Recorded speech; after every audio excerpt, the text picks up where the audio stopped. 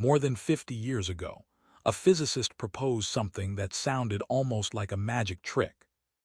You could steal energy from a black hole without ever touching it, without falling in, and without breaking a single law of physics. For half a century, that idea sat exactly where most extreme black hole physics sits.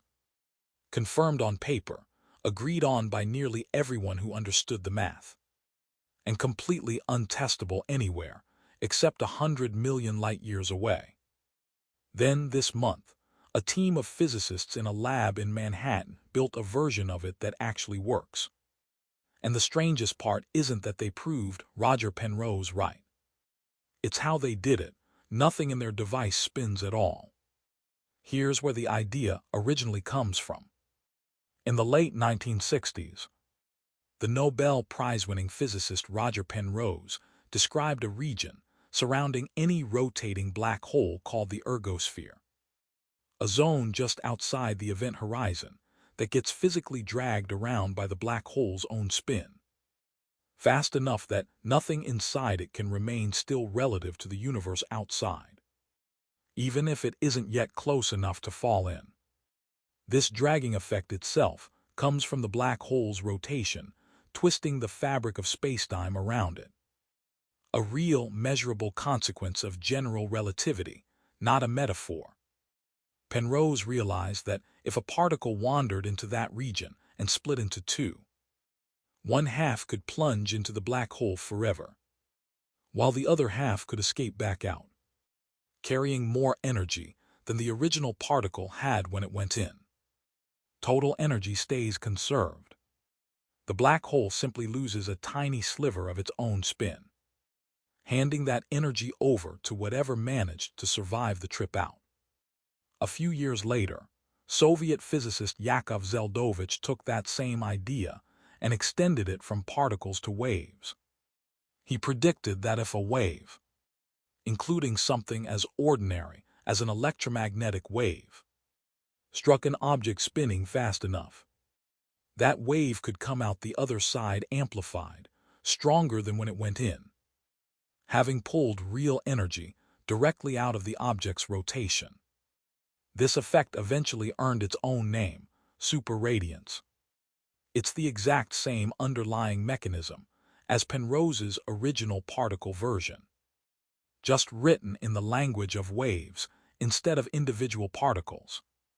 The problem for more than 50 years was testing any of this directly.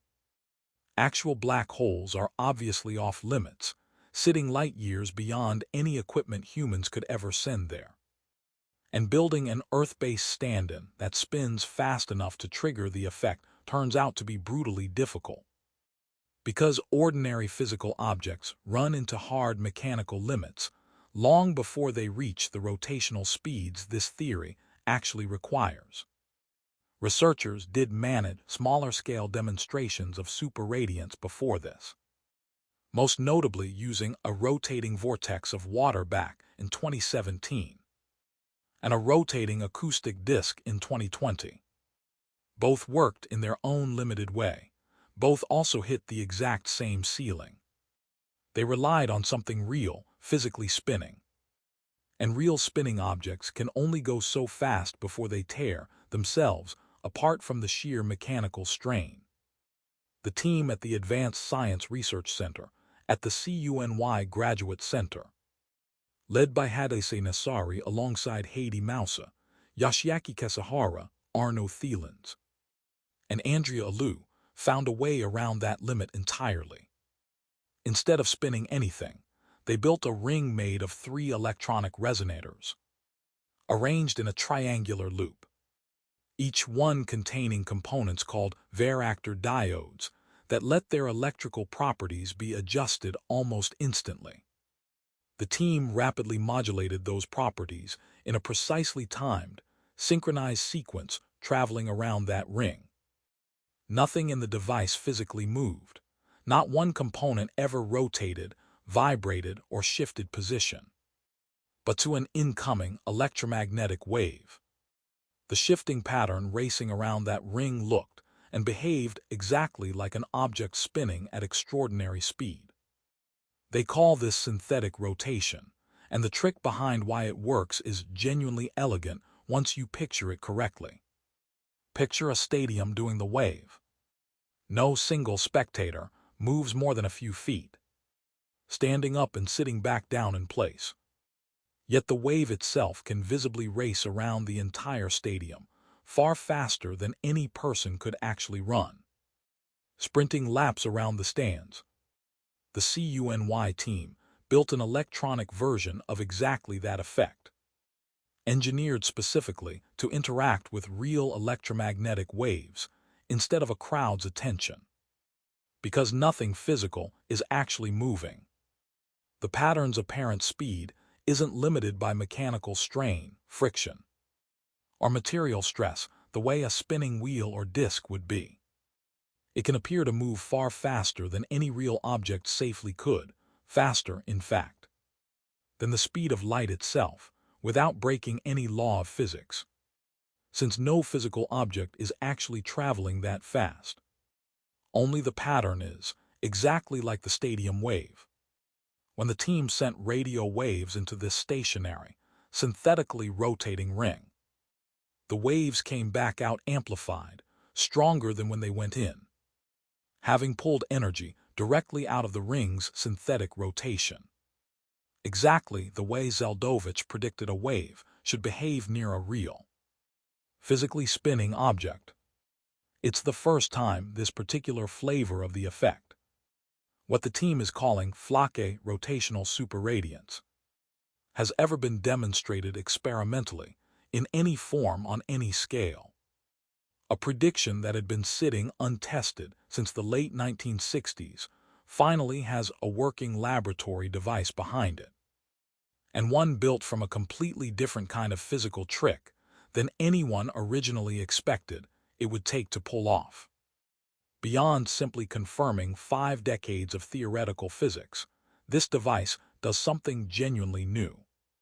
It hands researchers a laboratory platform for exploring physical regimes that would otherwise be permanently locked away from direct experimentation. Extreme rotational speeds near the threshold theorists care about most, the kind that only exist naturally around black holes or other similarly violent astrophysical objects, can now potentially be approximated and studied directly on a lab bench in Manhattan, instead of only inferred indirectly through distant telescope observations or run purely through simulation on a computer, with no way to actually test the numbers against physical reality. The applications researchers are already pointing toward extend well past astrophysics. A wave amplifier built on this specific principle works completely differently from any conventional amplifier currently in use, and the team believes the same underlying approach could eventually be adapted for wireless communications, advanced optics, photonics, and quantum information systems.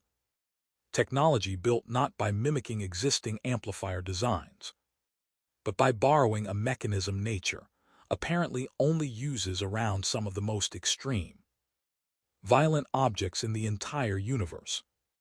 The research was supported in part by the U.S. Department of Defense and the National Science Foundation, agencies with an obvious long-term interest in whatever comes out of a genuinely new category of amplifier technology. The researchers are careful to note that real-world practical devices are still a considerable distance away from this result. This is a proof of concept demonstrated in a controlled lab setting, not a finished product sitting ready on a shelf somewhere. There's something worth sitting with here, beyond the engineering itself. For decades, science fiction treated the idea of harvesting energy from a black hole as something firmly beyond real physics, a plot device reserved for advanced future civilizations with technology nobody alive today could hope to build. The underlying theory was always real, taken seriously by working physicists since the 1960s.